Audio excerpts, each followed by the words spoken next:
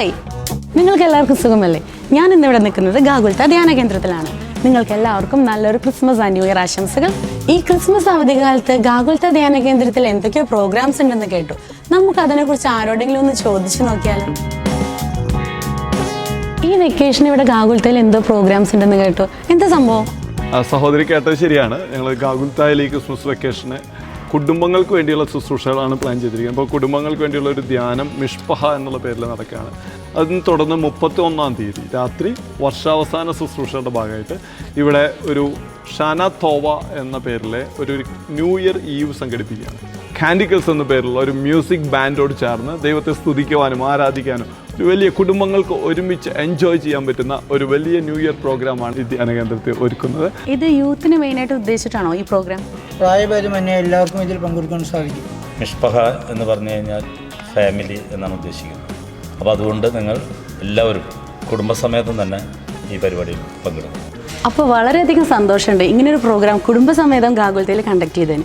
ഇതിന് ഇങ്ങനെ പ്രോഗ്രാമിൻ്റെ ടൈം, കാര്യങ്ങൾ, രജിസ്ട്രേഷൻ അങ്ങനെ എന്തെങ്കിലുമൊക്കെ ഉണ്ടെങ്കിൽ ഒന്ന് പറയും. തീർച്ചയായും നമ്മൾ 31-ാം തീയതി 7 മണി മുതൽ 10 മണി വരെ കാൻഡിക്കിൾസ് എന്ന് പറഞ്ഞ മ്യൂസിക് ബാൻഡ്, വർഷിപ്പ് ബാൻഡാണ്. അപ്പോൾ നമുക്കൊരു QR കോഡ് ഉണ്ട്. നിങ്ങളപ്പോൾ കുടുംബസമേതം എത്ര പേര് വരുന്നു എന്ന് അറിയിക്കണം. കാരണം നിങ്ങൾക്കുള്ള ഭക്ഷണം ഞങ്ങൾ ഒരുക്കി വയ്ക്കുന്നുണ്ട്.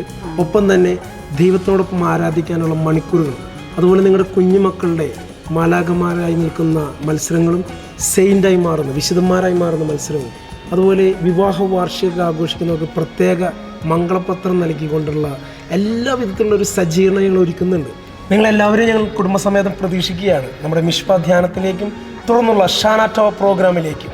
ഷാന തോവ, ഷാന ടോവ. Happy new year. ഗാഗുൽത്ത ധ്യാന കേന്ദ്രത്തിലെ ഡയറക്ടറായ ബെന്നി പീറ്ററച്ചനാണ് നമ്മുടെ കൂടെ ഉള്ളത്. നമുക്ക് ഈ പ്രോഗ്രാമിനെ കുറിച്ച് അച്ഛനിൽ നിന്നൊന്നും കേൾക്കാം. ക്രിസ്മസ് അവധിക്കാലത്ത് കുടുംബത്തെ വിശദീകരിച്ചുകൊണ്ട് കുടുംബാംഗങ്ങൾക്ക് ഒരുമിച്ച് പങ്കെടുക്കാവുന്ന ധ്യാനമാണ് മിഷ്പഹ ധ്യാനം.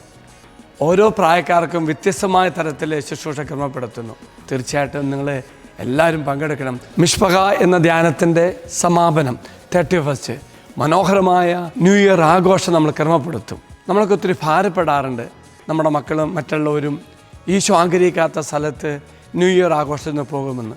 എങ്കിൽ കുടുംബാംഗങ്ങൾക്ക് ഒരുമിച്ച് ആനന്ദിക്കാവുന്ന പ്രത്യേക ശുശ്രൂഷയാണ് ഷാന ടോവ എന്ന ന്യൂ ഇയർ ദിവസം ഒരുക്കുന്ന ശുശ്രൂഷ. അപ്പോൾ നിങ്ങൾ എല്ലാവരും കേട്ടുവല്ലോ. മിഷ്പഹ ധ്യാനത്തിന്റെ അവസാനം ഡിസംബർ 31-ാം തീയതി രാത്രി 7 മണിക്ക് ഷാന തോവ ന്യൂ ഇയർ പ്രോഗ്രാമിലേക്ക്, ന്യൂ ഇയർ സംഗമത്തിലേക്ക് നിങ്ങൾ എല്ലാവരും വരുമല്ലോ. ഞാനും എൻ്റെ കുടുംബവും എന്തായാലും ഉണ്ടാവും. Shana തോവ, happy new year.